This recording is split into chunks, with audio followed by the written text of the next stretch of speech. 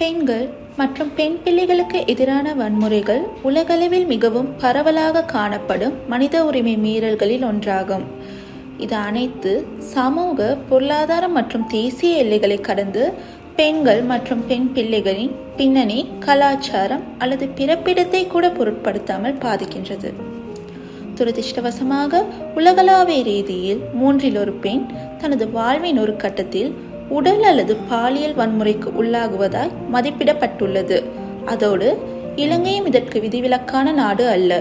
நான், நீங்கள் உட்பட இலங்கையில் வாழும் அனைவரும் பாலின அடிப்படையிலான வன்முறையின் பாதிப்பிற்குள்ளாகலாம். இந்த வன்முறை செயல்களை சூழ உள்ள மௌன பின்னணி தப்பி பிழைத்தவர்களை உதவி தேடுவதிலிருந்தோ அல்லது இதை பற்றி பேசுவதிலிருந்தோ அவர்களின் ஆர்வத்தை குறைப்பதோடு அவர்களை தனிமையிலும் பயத்திலும் பரிதவிக்க வைக்கின்றது.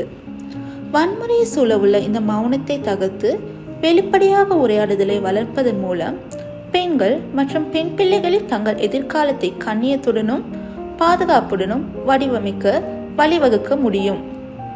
கூட்டு நடவடிக்கைகள் மற்றும் வன்முறை செயல்களுக்கு முற்றுப்புள்ளி வைப்பதற்கான திடமான அர்ப்பணிப்பு மூலமாக பரவலாக காணப்படும் இந்த மனித உரிமை மீறலை ஒழித்து ஒவ்வொரு பெண்ணும் பயம், தீங்கு மற்றும் துஷ்பிரயோகம் ஆகியவற்றிலிருந்து விடுபடுவதை எம்மால் எதிர்பார்க்க முடியும்.